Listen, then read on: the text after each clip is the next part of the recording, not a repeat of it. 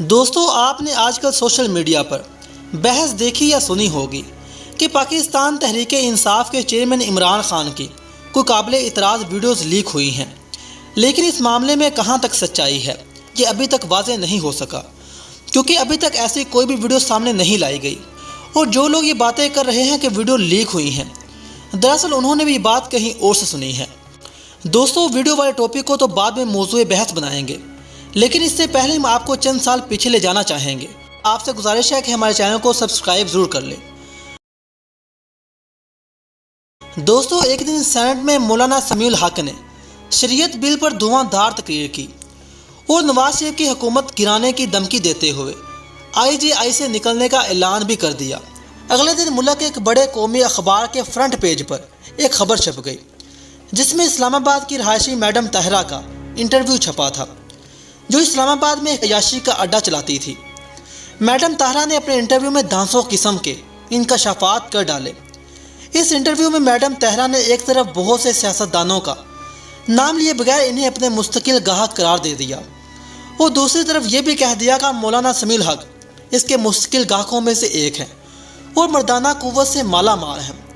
Madam Tahira نے یہ بھی بتایا کہ مولانا سمیع الحق جنسی عمل کے دوران ایک خاص پوزیشن پسند کرتے ہیں، جس کے لیے اس اخبار نے سینڈوچ کی اصطلاح استعمال کی، اور بعد میں مولانا کے لیے سیمی سینڈوچ کا لقب بھی استعمال کرنا شروع کر دیا گیا۔ اس انٹرویو نے پورے ملک میں آگ لگا دی۔ انٹرویو میں تفصیلات کو کچھ ایسے ڈرامائی طریقے سے بیان کیا گیا کہ عام شخص کو لگا کہ یہ سب باتیں درست ہوں گی۔ مولانا سمیع الحق پر چاروں طرف سے یلغار ہونا شروع ہو گئی اور انہیں مجبوراً سینٹ میں آ کر روتے ہوئے حلف اٹھا کر اپنی بے گناہی کا یقین دلانا پڑا، لیکن انگریزی محاورے کے مطابق نقصان ہو چکا تھا۔ اگلے کچھ ہی عرصہ بعد مولانا نے سینٹ کی رکنیت سے استعفیٰ دے دیا اور اتنے دل برداشتہ ہوئے کہ سیاست کو خیر آباد کہہ کر مدارس کی مینجمنٹ پر فوکس شروع کر دیا، اور یوں نواز شریف پر شریعت بل لانے کا دباؤ ختم ہو گیا۔ وہ میڈم طاہرہ کون تھی، کہاں سے آئی اور کہاں گئی، کسی کو پتہ نہ چل سکا۔ اس کے اتنے بڑے انکشاف کے بعد اس کے مبینہ عیاشی کے اڈے کے خلاف کیا کارروائی ہوئی، اس کا بھی کچھ علم نہیں۔ جاننا چاہیں گے کہ میڈم طاہرہ کا انٹرویو کس اخبار میں چھپا تھا؟ یہ عظیم سعادت میر شکیل الرحمان کے اخبار دی نیوز کو میسر آئی، اور جس ٹیم نے اس انٹرویو کا انتظام کیا، اس کی قیادت کامران خان کر رہا تھا۔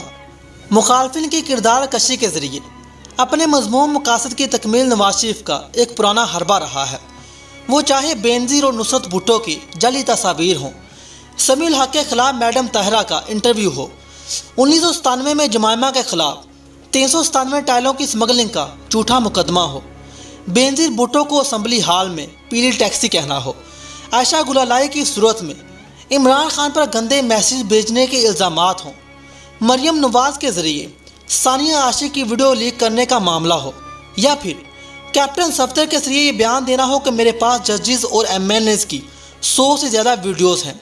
نواز شریف کا طریقہ واردات ہمیشہ ایک جیسا رہا ہے۔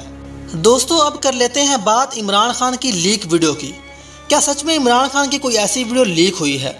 تو دوستو، میری ناقص تحقیق کے مطابق ابھی تک ایسی کوئی بھی ویڈیو سوشل میڈیا پر نہیں آئی۔ اگر ایسی کوئی ویڈیو ہوتی تو اب تک ہر بندہ اس ویڈیو کو دیکھ چکا ہوتا۔ اگر ماضی کو دیکھا جائے تو جس کی ویڈیو بھی لیک ہوئی، اس کی ویڈیو کو نہ صرف پورے پاکستان نے بلکہ پوری دنیا نے دیکھا۔ لیکن پھر بھی ہم یہ سوال آپ کے لیے چھوڑ رہے ہیں کہ آپ کو کیا لگتا ہے، سچ میں عمران خان کی کوئی ایسی ویڈیو ہو سکتی ہے یا پھر یہ صرف الزام تراشی ہے؟ اپنی رائے کا اظہار کمنٹ باکس میں ضرور کیجیے گا، ہم آپ کی رائے کے منتظر رہیں گے۔ اور جس بھائی نے ابھی تک ہمارے چینل کو سبسکرائب نہیں کیا، جلدی سے کر لیں تاکہ ہر نئی آنے والی ویڈیو آپ تک بروقت پہنچتی رہے۔ اللہ نگہبان۔